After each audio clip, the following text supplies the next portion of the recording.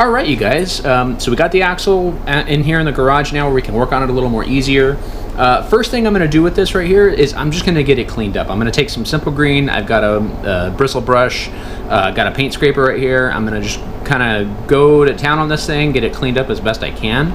And then the next step is I did decide I am going to do a cut and turn on this. I'm pretty confident that I can get the welds down to the cracks to be able to get it rotated right here. So I'm going to get the welds ground down, and then from there I'm going to take it to a local shop to get them to do the turn and then to re-weld it back up. I have a 110 Lincoln welder. It's just not really the right setup to do this right here. You know, if you guys are going to do something like this, you really got to know what you're doing with the welder. Again, you know, I don't feel confident that my welder is up to par right here. As well as I can weld somewhat, but you know, I'm not a pro or anything. So again, we're gonna just get this cleaned up. We're gonna get the welds ground down to where it's almost ready to do the turn, and then I'm gonna take it to the shop that I found locally right here. They said that they can get it turned no problem for me, and then re-weld it up with their welder. So let's go on ahead and get on it.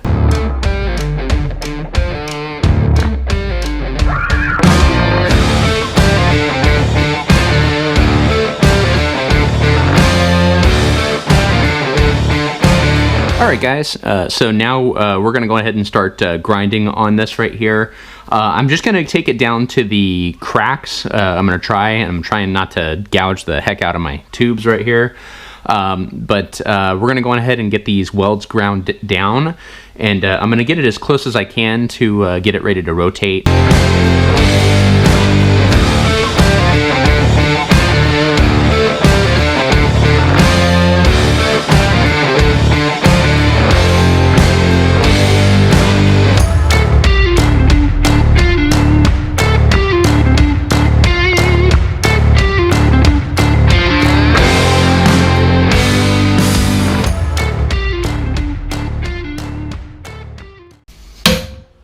So here, after I got done grinding down the welds, I was just hitting it with a hammer, a 3-pound or 4-pound sledgehammer right here, to go on ahead and break the cracks loose right here.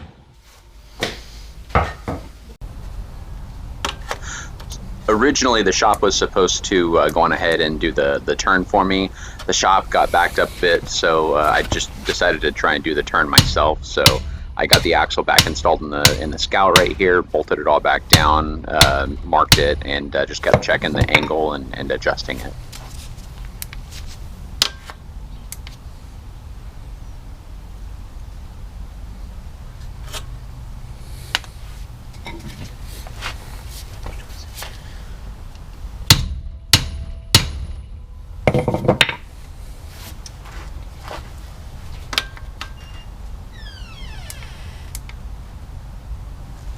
All right, you guys, so we got it to about 13.6. I was at 7.5.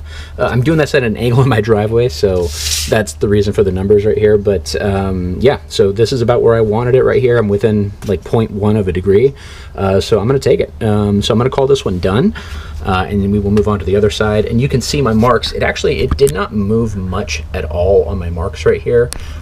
Here's my original mark, and here's where it went to. So not much to get these where you want them. And then again, we'll move over to the other side. Now, in order to get these moving, it did take quite a while to get them moving right here. I tried heating it up with a torch on this side, didn't see any movement. I then took my torch to the back side where the crack is, and I just heated it up just gently, not too much at all. It's not glowing red or anything like that right there. I just heated it up a little bit and kept tapping at it with my hammer, and finally started seeing it move right there. So just take your time with it if you guys are doing anything like this right here. It will eventually move right there, hopefully for you. Hopefully you don't have to drive these yokes off of here, but again, this is going to be it for the passenger side.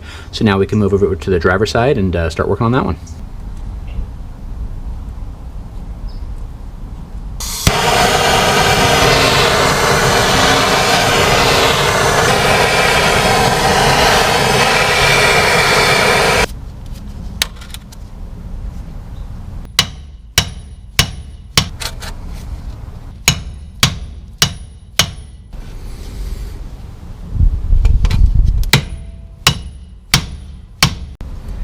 All right, you guys, so we gone ahead and we got this adjusted right here. I started out at a 6.7 and now I'm reading about a 12.8. So that's about my 6 degrees that I wanted right there. So that should be it for this right here. Next step is we're gonna go on ahead and get this taken back out of the truck right here, and we'll get it down to the shop and get it welded up, and then we should be able to start cleaning this thing up and painting it and getting it all reinstalled here.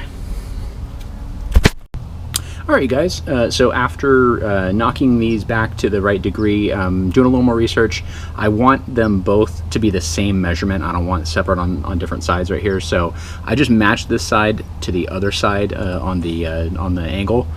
So now that I've done that, I'm gonna go on ahead and I'm going to put a welding clamp on here, and I'm just gonna put a couple of tacks on here just to kind of hold them at where they're at. So I can unbolt it, and then I'm going to take it into the shop and get it welded up completely here. So let's go on ahead and get on here.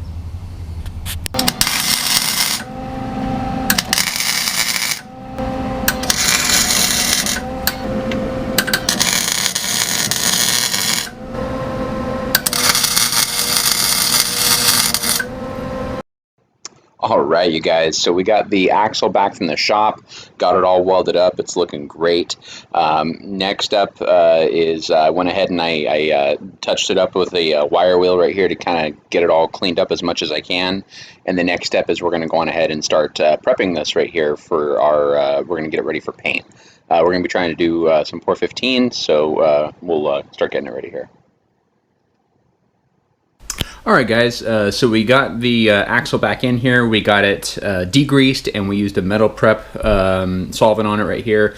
The metal prep left, even though I washed it off, it left a bunch of white residue on there. From what I've been reading, though, it's we can just wipe it off with a damp cloth and then let it dry, and then we should be able to apply the pour 15 directly on the axle right here. So it used to look like this all the way across.